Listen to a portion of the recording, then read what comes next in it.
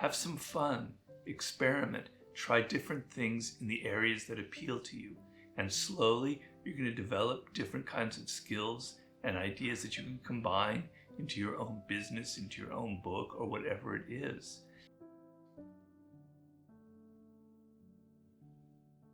The idea of finding your life's task, the reason it is the first one, is it's the most important decision in your life.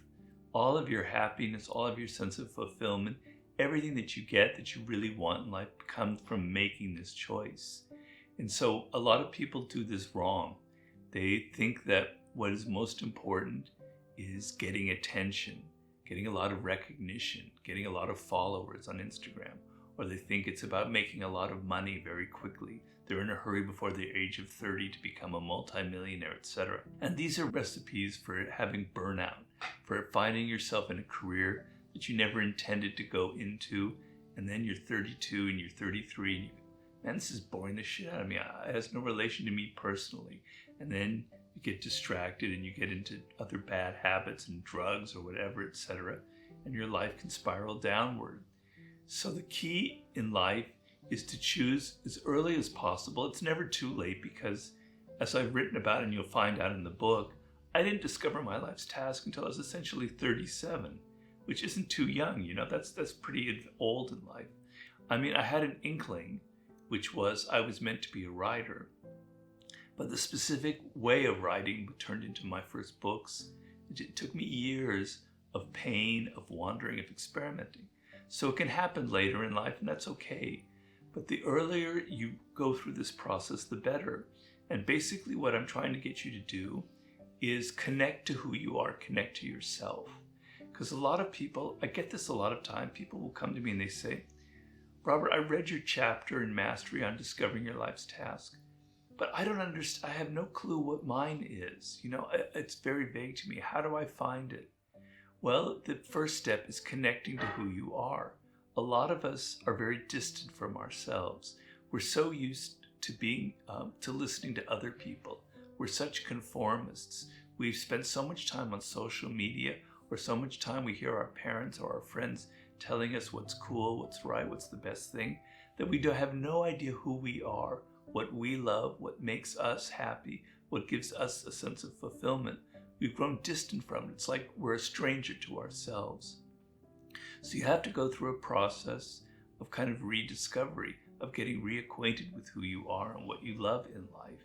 And I discuss in the book and in the first month of January many different steps you can take towards that, of seeing the things that affect you strongly, the things that you read about on the internet or in a book. You go, wow, I love that idea. That's so exciting. That's a sign of something that appeals to you in a very primal way. And it's an indication of who you are. I also like to direct people to a book by Howard Gardner, a book I found very excellent called The 5 Frames of Intelligence, which basically says there are 5 forms of intelligence. We generally think of intelligence as just being kind of intellectual intelligence, like people who are good with words or math or physics. But he says that there are 5 forms of intelligence, and it's very true. There's patterns, which is what math and music are about. There's words, which is probably what I was inclined to. There's kinetics, there's movement, body action. There's the social element. And one of these frames of intelligence, there are 5, I forgot the 5th, is something that you are naturally stronger at, you're gifted at, but you're not aware of it. And so if you become aware of what you are naturally drawn towards, that will help you figure out your life's task. And once you have clues like that, it becomes a matter of experimenting, taking your time in your 20s when you're young and you're excited and everything is an adventure for you, and trying things out, not being so rigid, not going, I have to go into banking. I have to go and get a job on Wall Street when I'm 24 and that's the rest of my life. Have some fun, experiment, try different things in the areas that appeal to you. And slowly you're going to develop different kinds of skills and ideas that you can combine into your own business, into your own book, or whatever it is. So a sense of adventure and fun is very important to discovering your life's task. And then if you're older, which it was my case, it's a matter of getting rid of the mistakes that you've done, and returning to this path that I've talked about.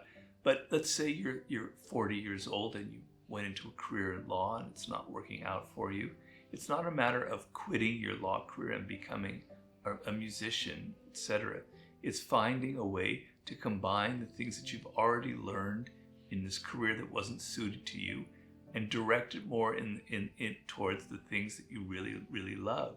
You have to be practical and you have to make money. But thing is, you're not going to learn, you're not going to develop yourself if you're not emotionally engaged with your work. That's something that we've learned through neuroscience, etc. To the degree that you're excited and engaged and animated by this project or this work or this business, you're going to learn. You're going to make mistakes, but you're going to have the determination to push past them because you love what you're doing. And it's the key to everything in life, the degree of emotional engagement you have with your work. And that's what the life's task is all about. And it's by far the single most important decision you're going to make in your life.